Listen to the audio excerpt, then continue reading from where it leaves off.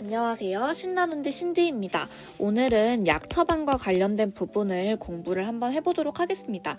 이 부분 같은 경우는 시험에서 두 문제 출제된다고 홈페이지 상에서 공지되어 있거든요.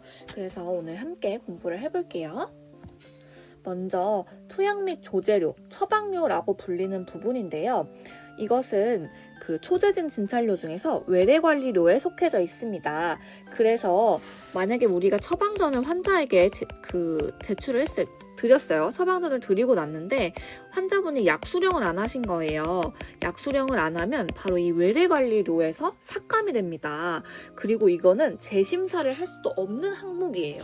그래서 참 웃기죠. 저는 개인적으로 되게 웃기다 생각하는데, 그래서 약 수령을 안 하면 외래관리료가 삭감이 된다는 거 기억해 주시고요. 처방전 같은 경우는 요 예시 지문들이 많이 나옵니다.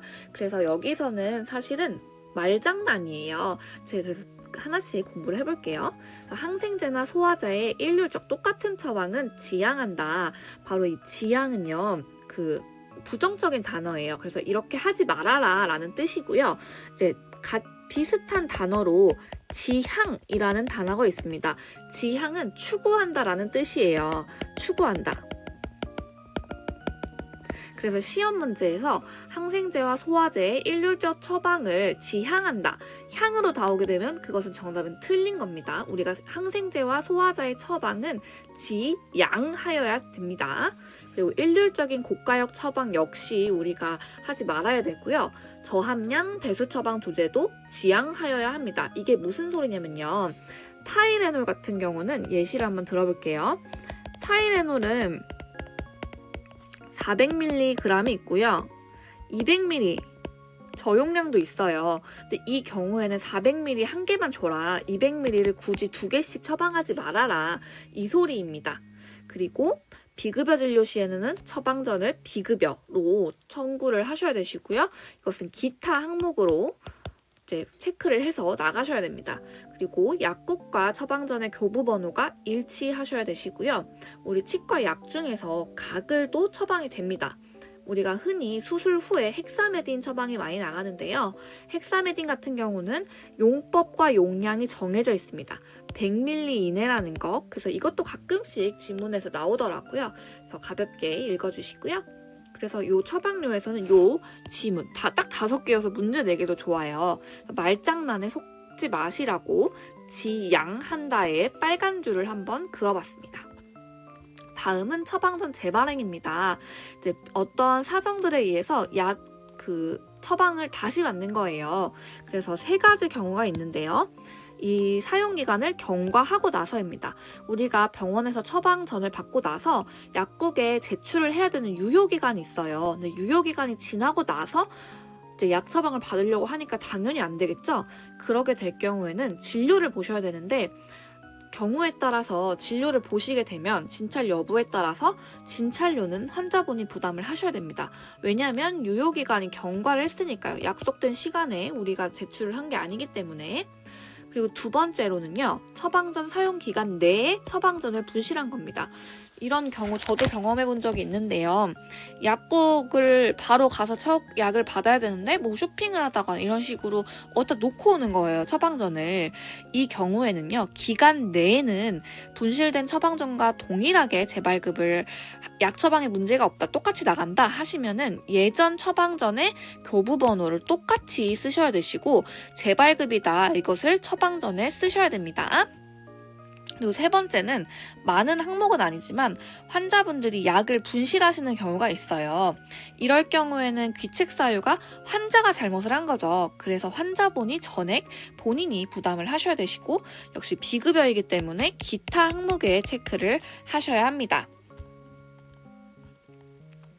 그래서 이제 약 처방 같은 경우 항생제가 지문에서 문제로 출제가 될 수 있습니다. 그래서 어떤 경우 항생제 처방이 가능하냐 이거인데요. 이제 여기서 진통제와 항생제의 차이를 설명드리려고 해요. 진통제는 아팠을 때 이제 통증으로 인한 통증 완화를 위한 약이고요.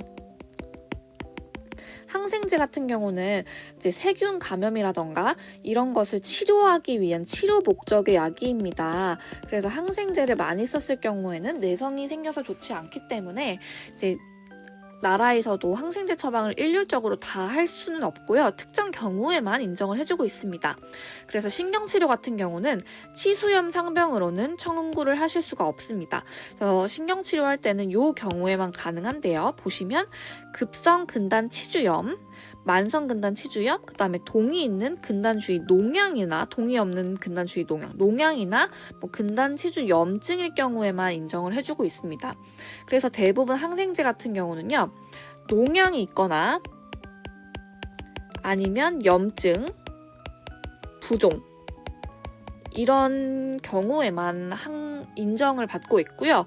그래서 역시나 스케일링 진료 후에 항생제 처방은 안 되고 있습니다. 원칙적으로. 그래서 항생제는 농양이나 염증이 있을 때 이 농양을 치료하는 목적으로 처방이 가능하다는 거 기억해 주세요. 그래서 이런 질문을 많이 하시더라고요. 교정 발치 후 약 처방을 어떻게 해야 되냐라는 질문이 많았는데요. 일단 정답은 X, 땡입니다. 왜냐면 이 교정이요, 비급여 진료잖아요. 그래서 비급여 진료 시 시행하는 약 처방은 무조건 비급여. 그리고 항목에 기타로 체크를 해주셔서 처방이 나가셔야 됩니다. 그래서 보험 진료는 보험 약 처방으로, 비급여 진료는 비급여 약 처방으로 진행해 주셔야 합니다. 그래서 여기 그 약 처방에서는 예상 문제 그 두 문제가 출제된다고 나와 있는데 보통 산정 기준에 대해서 많이 물어봅니다. 그래서 처방 전 발행 시 주의사항, 그래서 뭐 저함량 배수 처방을 지양한다, 뭐 항생제와 소화제의 일률적 처방을 지양한다. 아까 그 5가지 항목 그거를 공부해 주시면 되시고요. 다음은 항생제 약 처방입니다. 치과치료 항생제는 어떤 경우에 나갈 수 있냐. 그래서 농이나 염증이 있을 경우 처방이 나간다. 그리고 신경치료 같은 경우는 치수염 상병은 안 된다. 근단주의 농양이라던가 동의 없는 근단주의 농양 뭐 이런 경우에만 해당할 수 있다. 만성 근단치주염 이럴 경우에만 청구하실 수 있다. 이런 질문이 나올 수 있고요. 아니면 처방 전 재발행입니다. 재발행 같은 경우는 처방 전 기간 내냐, 아니면 기간이 지났을 때, 아니면 환자가 약을 분실했을 때, 이 3가지 케이스로 나눠서 확인하실 수 있고요. 그래서 오늘 제가 준비한 약 처방은 여기까지입니다. 혹시 궁금하신 사항이 있으시면 댓글로 남겨주세요. 그럼 다음 시간에 더 좋은 내용으로 보겠습니다. 감사합니다.